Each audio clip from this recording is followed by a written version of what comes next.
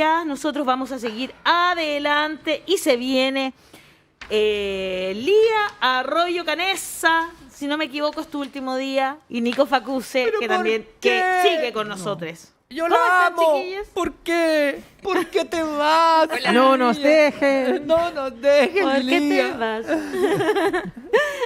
es la vida, así es la vida. No, dura la vida, te vamos a echar tanto de menos, Lía. Pero está muy bien. Las mejores oportunidades de la vida hay que yo tomarlas. también los voy a extrañar. Sí, pues nosotros igual. Pero bueno, Nico se queda. El Nico se queda, ¿no? El Nico se queda, Nico se sí, el Nico se queda, así que y vamos a ver si también después pueden tener una mujer, porque Lía me ayudó aquí durante harto tiempo a hacer... Bueno, seguíamos siendo un poco minoría, pero no sí, tanto. pues, sí, Pero sí. ¿No es cierto? Sí. Hoy, Nico, no te estamos Yo escuchando. no escucho a ninguno de los dos. No estamos escuchando a ¿Y a ninguno. mí? Ahí sí. Ya, ahora sí, sí. a la Lía sí la escuchamos, pero al Nico no. Nico está silenciado. Ahí sí, ahí sí, ahí sí. Ahí sí. A ver. Sí, Ahí sí. ahora sí. ¿Sí? Eso, sí. Ahora sí. Sí, perfecto. Perfecto. No, yo quería solo comentar que la Lía se va a un matinal con una sección como esta, por eso no. Alta traición. Siempre sabíamos. No. No así. Oye, pero vamos a conversar hoy día. Entremos en los temas antes de hacerle la despedida a Lía. Pues entremos en los temas que nos convocan hoy. Que se viene la discusión del cuarto retiro, ¿verdad? Está álgida. He visto hartos comentarios. Los candidatos presidenciales se han manifestado. ¿En qué va esto, doña Lía y don Nico? Bueno, para poner un poquito de contexto, en este momento se está trabajando en la Comisión de Constitución del Senado el proyecto del cuarto retiro. Se está escuchando una serie de agrupaciones analizando el tema de pensiones de alimentos, el tema de rentas vitalicias. Esto va a continuar mañana y va a continuar el miércoles. Y el día miércoles, que es como la meta, al menos para esta semana, es poder votar en general el proyecto en la Comisión de Constitución el día miércoles, y luego de eso va a pasar a la sala del Senado, donde hay que analizar si se vota, donde debiera votarse en general también, y luego empezar a ver los aspectos en detalle, las modificaciones que eventualmente se podrían realizar al proyecto. Pero eso es lo que va a pasar esta semana. Se ve en la Comisión de Constitución y el miércoles se debiera votar en general en la Comisión de Constitución. Ya, Nico, te voy a hacer una pregunta para que no le saque ¿Otro de la jeringa? claro, a la inoculación, como le dicen ahora, ¿Hay los votos en la sala del Senado para aprobarlo o no? Yo creo que hoy día no están. No están. No están, no. ¿Cuántos No están votos son? porque 26. Se requieren 26 votos porque esto requiere un quórum mayor, como lo hemos explicado en otras ocasiones. En este caso es de 3/5 por tratarse de una norma transitoria. Ahora, que no estén los votos ahora no significa que no vayan a estar. Lo que pasa es que está existiendo una discusión en torno a los contenidos del proyecto para ver qué modificaciones se puedan realizar y que eso haga aceptable para algunos senadores y senadoras poder aprobar la iniciativa, y ese es el proceso que está ocurriendo en estos días, una conversación para analizar los detalles particulares que se le podrían cambiar al proyecto. Discusión que también ocurrió en la Cámara de Diputados y Diputadas, y es normal que ocurra en los procesos legislativos. Pero en la Cámara no hubo ni un cambio. En cambio, en el Senado sí podría haber cambios efectivos, por ejemplo, impuestos, por ejemplo, un tope, los cambios sí podrían estar en el Senado, aquellos que no tuvieran en la Cámara. Y ¿cuántos hay? Porque 3/5 no es poco. Tú dijiste 26 es lo que se requiere, ¿cierto? Sí, son 26. ¿Y cuántos 26. hay hoy? Difícil saber, pero porque hay una serie de matices que tienen que ver con distintos aspectos: impuestos, tope, lo que va a pasar con las rentas vitalicias. Claro. O sea, hay senadores que le preocupan unos aspectos más que otros, hay una gran variedad de matices, entonces es difícil dar un número concreto. un primer paso es cómo se cierre la votación en general el miércoles en la Comisión de Constitución, pero indudablemente para la aprobación del proyecto va a depender el análisis en particular, y es aquello todavía no ocurre, porque estamos en la etapa anterior, donde se están recibiendo audiencia y donde se va a votar. Cuando se vota en general, para explicarle a la gente, se vota esto que se dice normalmente, la idea de legislar, si se va a legislar o no sobre un nuevo retiro. Pero los aspectos particulares que va a tener ese retiro aún no se han discutido. Y de esos aspectos particulares probablemente va a depender que se puedan alcanzar los 26 votos. Ay, a mí me parece interesante lo que estamos conversando. Ahí había, por ejemplo, el fin de semana leímos al senador Carlos Montes, que era el que decía algo similar a lo que tú estabas explicando, Nico, que él podría cambiar, yo creo, de posición siempre y cuando se cambiara, o sea, se detallara un poquito más lo del cuarto retiro. Y a Carolina Goich, que podríamos decir que la mandaron como al orden o algo así, ¿no? Su propia candidata presidencial, Yanna Proboste, que estábamos viendo recién, que dijo algo sobre que ella, que no todos en la DC son iguales. Ay, pero no son todos iguales y se están pasando cuentas, si esta cuestión tiene Si historia. no son grandes po. amigas, digamos. Sí, tienen historia. Po. ¿Ah, sí? Candidatas. Sí, pues, sí, todas ahí. Ahí está, mira. Proboste lamenta rechazo de Goich al cuarto retiro y sostiene que cada cual es responsable de sus actuaciones y votaciones y que no somos todos lo mismo en la DC. Lía, hay un tema ahí que tiene mucho de que se están culpando porque Goich y Montes, por ejemplo, no irían a la reelección. Por lo tanto, como que eso sería lo que les, como que los facultaría para votar en contra. ¿Tú crees que esta votación del cuarto retiro va a ser antes o después del 21 de noviembre? Chan.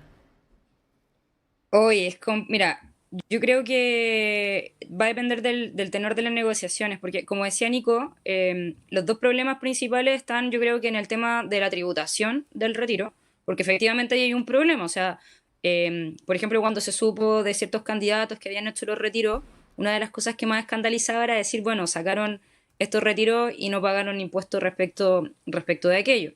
Entonces, es un tema que está sobre la mesa. Y el otro tema que está sobre la mesa es lo que dice en relación con las rentas vitalicias, porque es un mecanismo que es bastante complejo y redunda en una merma no para nada despreciable de las rentas vitalicias de quienes están acogidos a esos sistemas de pensión. Entonces, como decía Nico, esto está en negociación, es una negociación abierta.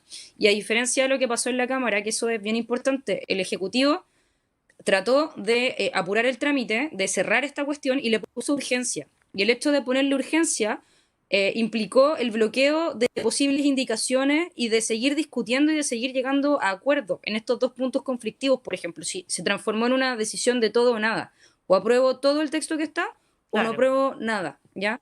La idea es que acá en el Senado, bueno, hasta ahora yo creo que el Ejecutivo también aprendió su lección de que no es bueno hacer esos pases así como ¿Aprende algo este Ejecutivo? Yo creo que en esta elección probablemente la aprendió, porque fue una derrota muy dura. Y dejar espacio para la negociación. Quizás para que efectivamente haya un cuarto retiro, pero en condiciones distintas. Ya, yo sé que hay mucha gente que dice, ya, pero la letra chica. Es parte de este proceso de discusión y es un contexto complejo. No es como en el primero, en el retiro, o en el primer o segundo retiro, que eran como otros contextos, eran quizá una cuestión más intuitiva. Ahora igual es diferente. Quería mencionar dos cosas relacionadas con el cuarto retiro, porque sé que en nuestra audiencia hay muchas personas que apoyan esa propuesta con mucho fervor, viendo los problemas económicos que tienen en casa. Y eso, repito, es súper válido y comprensible que las personas que están con grandes problemas económicos buscan ayuda y ven en los retiros, porque ha funcionado antes, una solución al problema que enfrentan. Y quiero poner dos advertencias súper fuertes. Primero, retiro de las rentas vitalicias, que es una propuesta que está ahí en lo que está discutiendo el Senado, ¿ya? Eso es que las personas que tienen renta vitalicia pueden sacar 10% de su fondo como un adelanto. Las personas que tienen rentas vitalicias no tienen fondos legalmente. Ellos vendieron sus fondos a las empresas aseguradoras. Entonces, obligar a las aseguradoras a pagarle plata a esas personas es una expropiación, es cambiar un contrato privado, es sacar plata de esas empresas privadas para darles a las personas. No son tantas personas, ojo, y la solución para las personas con rentas vitalicias es muy simple. Un bono para las personas que tienen renta vitalicia con el mismo monto del 10% de sus fondos respectivos, y se hace exactamente lo mismo que un retiro de renta vitalicia sin generar el problema de estar expropiando fondos. La primera expropiación en Chile de una empresa transnacional lleva la firma de Sebastián Piñera. Sebastián Piñera no está preocupado por la inversión internacional, porque él sabe que va a entregar el país a la izquierda y prefiere entregar el país en ruinas. Ojo, que no caigamos en las trampas de la derecha empresarial. Ellos quieren expropiaciones para después decir, mira, las expropiaciones están generando crisis por culpa de la izquierda, pero son ellos los que están firmando esto. El presidente controla el gasto fiscal. Es la única persona que puede hacer el bono en vez de la retiro de renta vitalicia. Es absolutamente fundamental cambiar el retiro de la renta vitalicia por el bono, porque si no va a tener un efecto muy negativo en la imagen país a nivel internacional. Y la gente pregunta, ¿pero qué importa la imagen país? Eso afecta a la economía chilena, afecta las tasas de interés, le afecta los niveles de endeudamiento y principalmente afecta el margen que tiene un futuro gobierno para financiar derechos sociales. Entonces tenemos que proteger la imagen país, tenemos que evitar conflictos con las grandes transnacionales. Por supuesto que va a haber conflicto porque vamos a estar cambiando las reglas con las AFP, con el Código de Aguas, pero hay que ser estratégico en esto para buscar las peleas que podemos ganar con el fin de conseguir derechos sociales universales. Y esto es un tremendo error, pelear por una cosa donde vamos a perder sin ningún beneficio cuando es tan fácil ayudar a las personas sin entrar en esa pelea. La derecha quiere la pelea para perjudicar el programa de tener derechos sociales universales. Entonces, el cuarto retiro tiene trampas desde la derecha. Y esas trampas, segundo punto, pueden ayudar a las AFP. Porque si no hay recursos para un nuevo sistema de pensiones, entonces las AFP van a seguir existiendo, quizás para los más ricos solamente, pero van a seguir existiendo. Si queremos un nuevo sistema universal, es fundamental cuidar el sistema. Y por eso, cuidado con ese discurso del cuarto retiro, que todos los cambios son con letra chica. No. Los cambios que se están discutiendo en el Senado son cambios importantes para evitar la letra chica de la derecha, que es la letra chica de la bomba del tiempo. El problema ahí es que están tan desprestigiados los partidos políticos y el sistema político, es que la gente no cree. Entonces cuando tú le puedes explicar lo que estás diciendo tú, que tiene todo el sentido, te dicen, no te creo, yo quiero mi plata. Y no hay otra respuesta, no hay una racionalidad en la respuesta. Dice, no creo a los políticos que quieren quedarse con mi plata, yo quiero mi plata. En vez de pensar un poco que le están haciendo un daño a la economía y a su propia situación económica en un tiempo más. Daniel, ¿sabéis qué pasa con eso? Hay un tema que es lo complejo de lo que conlleva los retiros. El concentrarnos en las discusiones de los retiros, en el concentrarnos en algún momento en las extensiones del IFE, que sí, por cierto es importante, no estoy pensando que eso no haya sido relevante, pero nos saca el foco a estas alturas donde ya estamos en un proceso de relativo retorno a la realidad, pero por cierto, a cuestas, con una crisis económica que se gestó en parte por la pandemia y en parte por otros factores más estructurales.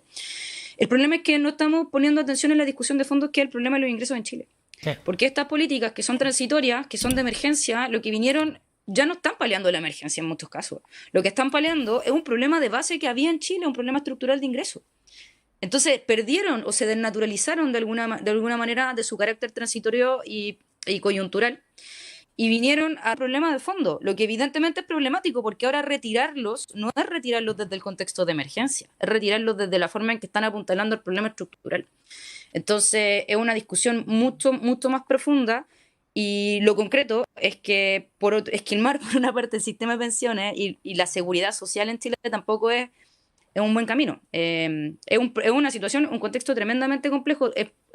Creo que es mucho más complejo que en otras ocasiones. Y es mucho más complejo, como creo que decía Daniel, que esta sensación que uno, por cierto, la entiende, de mucha gente decir, quiero mi plata. No entiendo otra no me di explicaciones, quiero mi plata. Claro. Quiero mi plata, claro. Pero hay otras formas de recibir plata. Ali, si me permites dos comentarios. Nico, obvio. Dale, por favor. No, yo yo creo que, claro, hay un problema de fondo, como bien lo dice Lía, que tiene que ver con los ingresos, pero hay otro problema también de fondo que está ligado a eso, que tiene que ver con la necesidad de hacer una reforma al sistema de pensiones. Y la presidenta Bachelet presentó una propuesta muy, muy moderada en su gobierno. La derecha dio el portazo y se comprometió a hacer una reforma de pensiones en este gobierno y no lo hizo.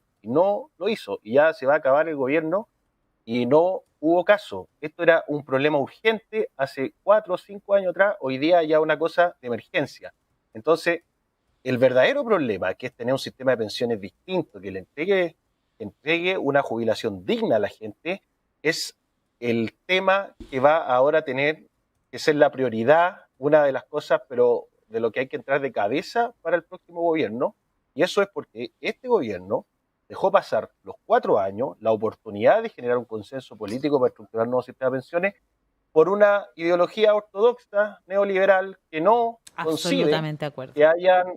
que hayan recursos para construir pilares solidarios colectivos en que podamos construir mejores pensiones. Y ese es el gran problema de fondo, porque al tener estos retiros sucesivos, lo que va ocurriendo evidentemente es se te va disminuyendo la posibilidad de que el próximo gobierno, porque este gobierno ya no lo hizo, de que el próximo gobierno pueda reestructurar completamente el sistema de pensiones. Sí. Y en realidad yo creo que a este gobierno ya le da lo mismo si hay o no hay retiro, porque el problema está quedando para quien venga. Para quien venga.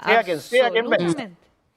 Oye, pasemos al segundo tema. Sí, Está súper vinculado. Es que están súper vinculados finalmente y le quiero leer algunos comentarios también porque hasta ahora nuestro público está súper de acuerdo con lo que dicen Nico y Lía, que el problema es estructural y mucho más de fondo, ¿no? Paola Hernández dice, la DC está dando puro jugo, se traicionan entre ellos mismos, debieran dividirse de una vez, DC de derecha y DC de izquierda, dice. Claro, es verdad, un poco podría ser. Eso aplica a toda la concertación. Pero eso lo hicieron por el MAPU, ¿se acuerdan? Sí, por la izquierda cristiana. Izquierda cristiana. Sí, pues. Después se formó otro. Bueno, Es ahora que en mi familia había de todo. ¿Dónde está ahora la de todo, en esa ¿Dónde está gama. la Mariana Elwin ahora? Del ¿Dónde está Mapu y Mariana así, Elwin? con Sichel Con en la Sichel derecha. también se dividió para la Sichel. derecha. Sí, pues, sí, po. po, Es que Ciudadanos. se todo fueron eso. varios hacia la derecha. Ciudadanos se quedó con Yasna. Sí, pero eran ex demócratas cristianos. Claro, pero se quedaron con Yasna. Pero en un nuevo partido. Sí, no solo decirlo, nomás que hay algunos que se fueron de frentón a Sichel y otros que se quedaron con Yasna, pues ahí Sí. está la diferencia. Ley- Gloria Roa dice, qué lástima que se va Lía, es muy buena para explicar la información de lo que ocurre en el Congreso. Un abrazo Lía, mucho éxito en Yo todo. estoy de acuerdo con eso. Y son puras cosas buenas que se vienen a la vida de Lía. ¿Ah? Nosotros la vamos a echar caleta de menos, pero ella va a estar súper bien. Eso es lo único que quiero decir. Alejandro Pino dice, en YouTube hay una exposición de Lía sobre derechos de animales, lo que además de aumentar mi admiración, también preocupa. Porque si Hack o su horda lo ven, pueden censurarla. Y sí, es verdadera PS, dice. Esos son puras parabienes para Lía. Oye, vamos a la ley de presupuesto porque hay algunos temas que ya están en boga que tienen que avanzar rápido y estamos como con varios temas ahí, ¿no? ¿Cómo se ve la ley de presupuesto, queridos? Yo, Lía, sé cuál le un interesa poquito- a Daniel. Lo mejor por el final. Sí, vamos a bajar en la parte sabrosa. No, pero yo solo quería decir un detalle. A propósito de cuándo se va a votar esto del cuarto retiro, el Senado tiene que resolver en las próximas 3 semanas cuarto retiro, indulto, presupuesto, y la acusación constitucional al presidente Piñera pasa en la Cámara, también tiene que resolverla el Senado. Entonces, las próximas 3 semanas va a ser full. una agenda ultra intensa, y entre eso está presupuesto. Es Y muy además cierto hay un eso, plazo Nico. constitucional. Hay un plazo constitucional para cumplir. Yo le doy el pase a la Lía en esto, que es la que más sabe. Y Pero además cómo se nos va. en ese punto que al final el cuarto retiro es una forma de hacer llegar plata a las personas. Pero la ley de presupuesto es otra manera de hacer llegar plata a las personas. Y ahí entra ese Así debate es. que es mucho más importante. Sí, bueno, acá lo que está ocurriendo es un poco todo lo contrario. Bueno, este presupuesto para el año 2022 era natural que tuviese una contracción de gasto respecto, o sea, un menor gasto fiscal respecto de lo que fue el año 2020 y lo que fue el año 2021, ¿ya? Desde 2020 que se empezó a ejecutar un fondo de emergencia transitorio que estaba destinado a financiar el sobregasto producto de la crisis sanitaria y principalmente financió los recursos que fueron necesarios incrementar en salud y las ayudas y transferencias directas. Principalmente pensemos en el IFE, pensemos en otras políticas también como el FOGAPE, los bonos de clase media, todo eso se financió con cargo a un fondo especial, ¿ya? Era natural entonces que saliendo de la emergencia o de la parte más acusante de la emergencia, se retiraran estos fondos. El problema es que se retiraron todos, prácticamente. ¿Ya? Hay una contracción de gasto que respecto del gasto que se ejecutó en 2021, o sea, de lo que efectivamente se gastó, se va a gastar, porque se hace una proyección de lo que se va a gastar de acá a diciembre, todavía no se acaba el año, pero 2022 tiene un 22,5 menos de recursos, ¿ya? De lo que efectivamente se gastó en 2021, y se señala que de todas formas habría un incremento respecto de lo que se aprobó para 2021. ¿Qué es lo que pasa? Que acá siempre hay un problema y había un problema con este gobierno en particular. Yo llevo igual varios años viendo ley de presupuesto y los últimos 2 años fueron particularmente complejos en que modifican las bases de cálculo. Ah, claro. Entonces te hacen un cálculo de una manera por acá, de otra manera por allá, de otra manera por este otro lado. Entonces al final, cuando uno quiere llegar y hacer el cotejo y decir, ya, veamos de verdad cuál es tu base de cálculo, veamos de verdad cuál es tu base de gasto, es una línea que se mueve, que no debería moverse, ¿ya? Entonces ahí está sentado el primer problema, en que de nuevo se vuelve dificultoso poder hacer el seguimiento de esta base de cálculo. Y segundo, que la contracción es muy fuerte, ¿ya? Porque es cierto, estamos saliendo de la emergencia, pero ¿qué pasa si tenemos un rebrote? ¿Ya? Hasta ahora, al menos las cifras dicen que con tercera dosis la gente que se contagia, la sintomatología es bastante menor, los riesgos son bastante menores, pero estamos subiendo en los contagios. No quedan recursos para hacernos cargo de un rebrote, ¿ya? No quedan recursos para seguir haciéndonos cargo de ayudas fiscales. Y es cierto, podemos decir, oye, pero es que ya pasó lo peor. Sí, pero tenemos una crisis económica que viene gatillada por la pandemia, que viene gatillada también por efectos que son mundiales, no es solamente una cuestión nacional. De repente nos cerramos un poco hablando del tema de la inflación y que tenemos el mundo está con niveles de inflaciones superiores que no se habían visto en décadas en muchos casos, ¿ya? Entonces, no era razonable una contracción tan fuerte, ¿ya? No era razonable disminuir el gasto, por cierto, pero, por ejemplo, era necesario que se invirtiera fuertemente en subsidios al empleo, en otras medidas que tuviesen reactivación, en los ministerios reactivadores que se llaman, por ejemplo, el MOP, vivienda, los que construyen, a través de los cuales se puede dinamizar la economía, ¿ya? Y tampoco hay una acción decidida en ese punto. Entonces, aquí tenemos una problemática. Debería ser un presupuesto reactivador, y la verdad es que está siendo un presupuesto de contracción. Y si esto lo combinamos con las medidas en política monetaria que se han tomado, estamos pero pisando un frenazo económico súper relevante en este país, ¿ya? Y en este contexto, los efectos que puede tener ese frenazo son, y ahí Hassan quizás también lo puede complementar, pueden ser tremendamente complejos. Puede conformarse un escenario macroeconómico y microeconómico también bien complicado. Ya, no tengo nada que complementar porque la Lía lo explicó a la perfección. Yo sí quiero complementar algo muy cortito, que es que yo temo por una tercera ola.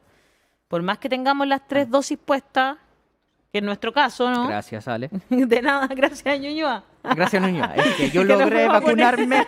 Gracias. Nos fuimos a poner juntos la vacuna y yo quedé destruida este fin de semana, pero ya está, me puse las 3 dosis, pero se viene una ola muy fuerte. Conozco mucha gente que está hoy nuevamente con COVID, gente joven, gente que está vacunada, que es lo más grave. Y hoy día estoy leyendo los casos después del fin de semana, 1.677, y positividad que ya está en el 2.7%. Pero hospitalizaciones todavía no han subido porque con las 3 vacunas uno puede, por supuesto, enfermarse, puede tener secuelas bastante incómodas, lo de tener COVID, pero no va a terminar la UCI ni hospitalizada. Claro, Entonces, las personas que conozco se están define bien. Pero, por el momento. Por el volvamos- momento. Yo quería hacer una pequeña pregunta, más bien, a la Lía, porque lo que se dice en la teoría económica es que siempre hay que hacer reactivación usando la tasa de interés del Banco Central porque es muy flexible.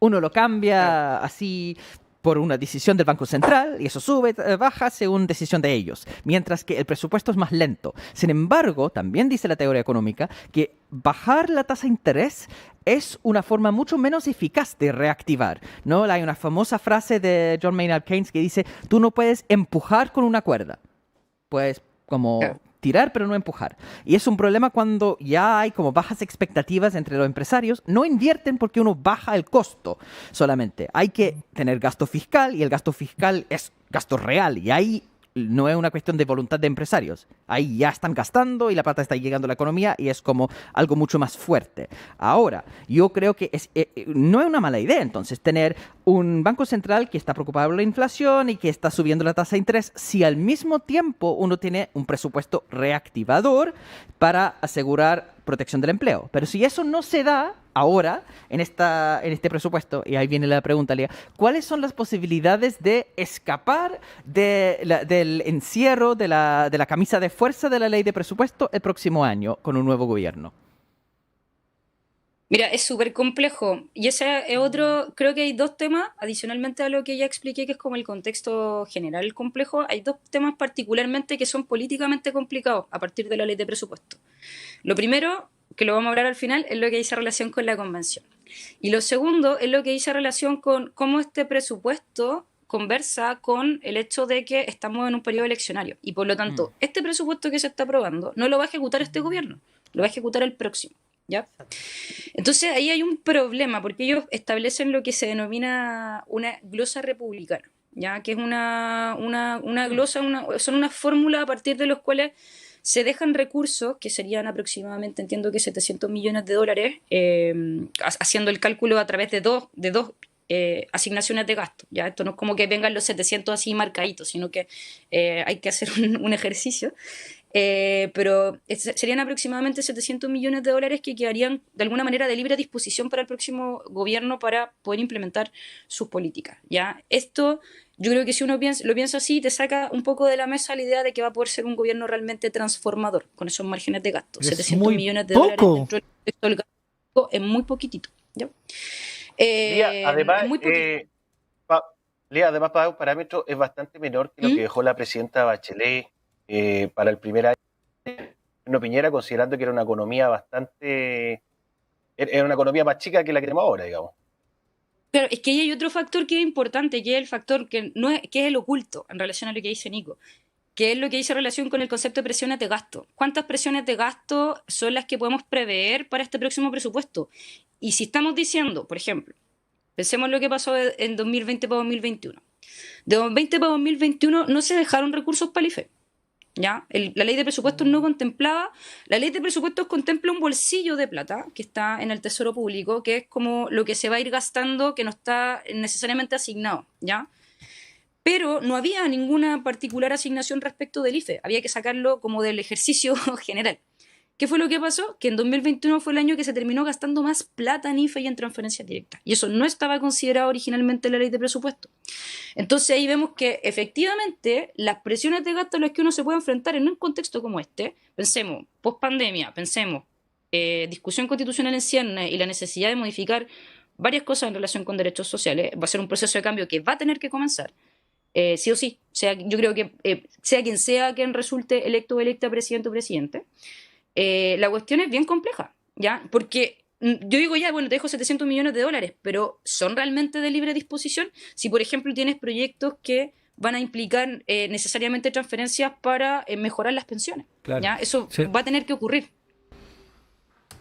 Oye, da para Entonces, dar un parámetro nomás, porque uno dice 700 Dale, millones de Nico. dólares y suena harta plata, 700 millones de dólares. Alguien lo puede escuchar como harta plata, pero decir que el IFE, cada IFE mensual, son 3.000 millones de dólares en un mes, Claro. que se va solo por el IFE.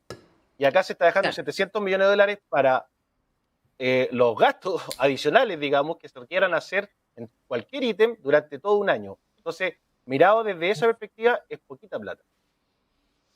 Y las únicas opciones que tiene el nuevo gobierno, en ese sentido, son endeudarse, pero eso lo tiene que hacer...